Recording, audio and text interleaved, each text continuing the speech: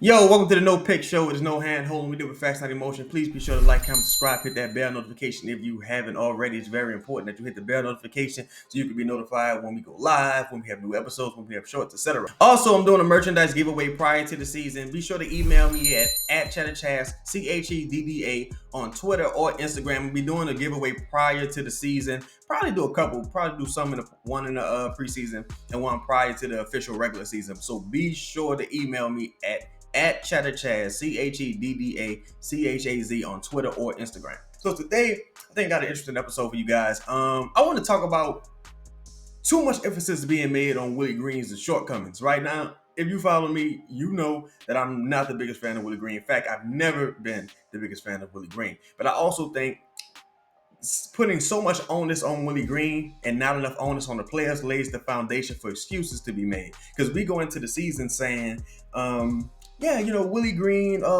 he's a terrible coach. He's going to hold the team back this year. It almost doesn't matter what anyone else does. Because that's kind of been the shared sentiment that, he's so bad, it doesn't matter what the 40 million player does in Zion. He's so bad, it doesn't matter what the guy who just got the contract extension does in Trey Murphy. He's so bad that it doesn't matter what the all defense guy Herb Jones does, who also just got a contract extension. He's so bad it doesn't matter what the $30 million guy does, Jordan Poole. Yeah, I'm not saying Willie Green is going to go out there and win you any additional games, and his lack of adjustments and things of that nature may lose you a couple of games. But if you believe in the talent on this roster, then it should all balance out. Their talent, in my opinion, supersedes Willie Green's incompetency. It's like, shout out to my partner Terrell. I was talking to him one time. Y'all know I do music, right? So I was talking to him about the Life or Death album, right? I was real young. I was like, man, I don't think I like that album in hindsight. I'm not a fan of that album. So he was like, you don't like Hypnotize? I was like, yeah, I like it. He was like, you don't like Effing You Tonight, the song? Like, yeah, I like it. He was like, you don't like Niggas Bleed? I'm like, yeah, I like it. You don't like Somebody's Got to Die? Yeah, I like it. You don't like Long Kiss Goodnight? Yeah, I like it. You don't like The World Is Filled? Like, yeah, I like it. Then nigga, it's a good album. It's a good album. How you like damn near every song on the fucking album, but you think the album whack? Like, it's just, it's ridiculous. Yeah, some things are synergy. Some things is, like for Willie Green, for example, he may not be able to maximize the sum of the parts like he hasn't been able to in years past. But keep in mind, when they won 49 games, Willie Green was the head coach. The guys who needed to show up showed up. That was the difference. When they were number one in the West a couple years ago before Zion's injury, Willie Green was the head coach.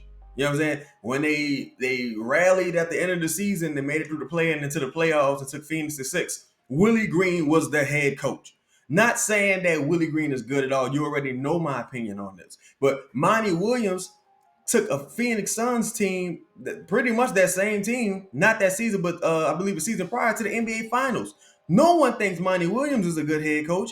Monty Williams took Chris Paul, Devin Booker, DeAndre Ayton, Royce O'Neal, and Jay Crowder to the NBA Finals. You mean to tell me that Zion Williamson, Trey Murphy, Herb Jones, Jordan Poole, Kevon Looney, I don't want to put really no onus on the rookies like talking about it, but Derek Queen, Jeremiah Fez, Jose Alvarado, Eve Meese, you mean to tell me they can't like convincingly make the playoffs? Because the bar ain't the finals. The bar is the playoffs. All you got to do is make the playoffs. You don't even necessarily have to win a series. You just got to make the playoffs. If they can't make the playoffs because Willie Green is here, then what I'm doing with these players? These players just ain't, they must not be like that. Because I've seen Trey Murphy personally. I've seen Trey Murphy overcome Willie Green's incompetency. I've seen Zion Williamson overcome Willie Green's incompetency. I know Jordan Poole is dope because I don't think Steve Kerr is that good, and I seen Jordan Poole overcome Steve Kerr's incompetency. We already know who Kevon Looney is. We already know about some of these things. So Herb Jones, we already know Herb Jones has overcome Willie Green's incompetency. So Herb Jones is a guy who people herald like, oh, Herb Jones, first non-center on the All NBA, team, defensive player of the year running, first non-center on the All NBA, All Defense first team rather. Defensive player of the year candidate, all these things, all these accolades. Willie Green was the head coach when he was doing these things. So if he shows up and he's who he usually is, his talent clearly supersedes Willie Green's shortcomings. So I just think it's a lot of scared talk. And I understand it because the Pelicans, they've given you so much to be disappointed about historically. So I totally get it. But man, you just look around the league, like these coaches, a lot of them, a lot more equally yoked than I think people would like to admit. You know what I'm saying? With like Sky Brooks, for example. Sky Brooks was in OKC with a bunch of Hall of Famers: Kevin Durant, James Harden, Russell Westbrook, Serge Ibaka. Jeff Green was there for a while. Couldn't get over the hump and win an NBA championship, right? Sky Brooks, he didn't go somewhere else and have those same accolades or close to those accolades. He went to the Wizards and he was terrible. Now he on somebody bench somewhere in the league. I think he with the Lakers or something. But Sky Brooks wasn't no, I'm gonna get the most out of this group type coach. No, the talent showed up when the talent needed to show up. That's the issue. Look at the San Antonio Spurs. Soon as Tim Duncan retired, Tony Parker left, Manu Ginobili, all them guys left. Popovich, he didn't do anything with DeMar DeRozan and LaMarcus Aldridge. Popovich, he wasn't winning no games. Popovich wasn't doing shit. And Popovich is arguably the greatest coach in history. The talent got to show up. When the talent show up, it elevates the coach. The coach can help the talent. He can hone the talent. He can motivate the talent. He can put the talent in better positions to succeed. But when the talent shows up, more games than not, you're going to have a puncher's chance. And I think this team has talent. Again, you either believe in the talent or you don't. And if you don't believe in the talent, then what are we doing here? Because if we hired a new coach, the excuse is going to, and they start off slow, the excuse is going to be, oh, where's the new coach? The new coach needs time to implement his system. He needs time. He needs buy-in. This group has only been together for so long. It's going to be an excuse anyway had they fired Willie Green. You get what I'm saying? No matter what, it's going to be an excuse. So Willie Green ain't going nowhere right now.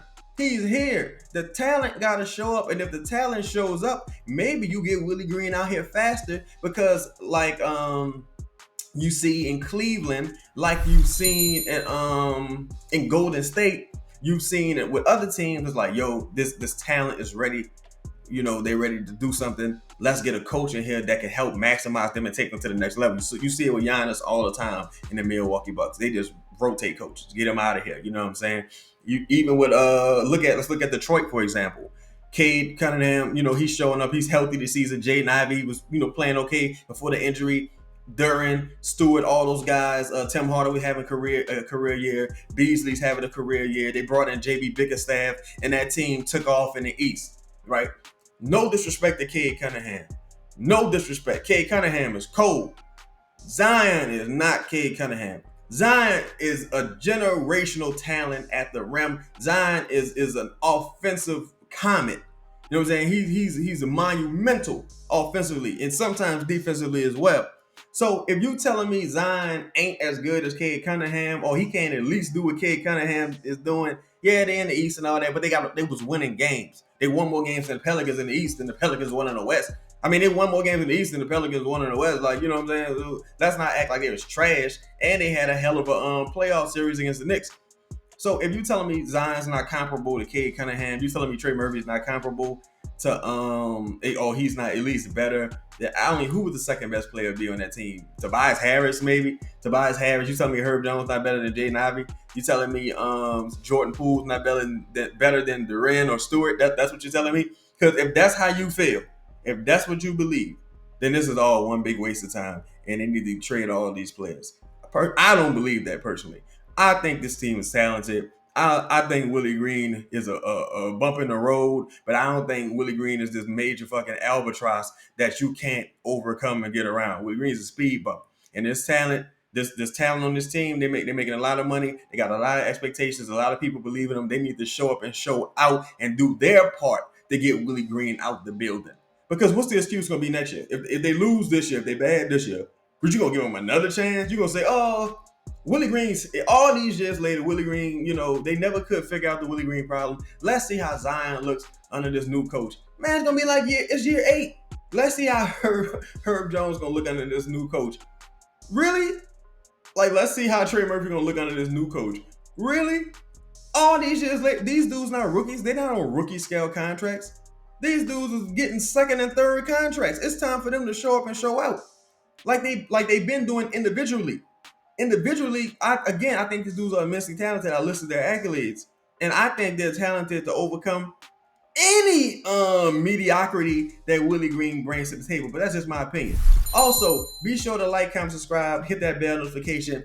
Make sure you send me your email addresses. I'm doing a giveaway. Be sure to DM me on Twitter or Instagram at Chedda Chaz, CHEDDACHAZ. He don't play. But yeah, that's been today's show. Leave me your thoughts. Do you think Willie Green's shortcomings are just insurmountable and this team is dead on arrival? Let me know. I'm out. Peace.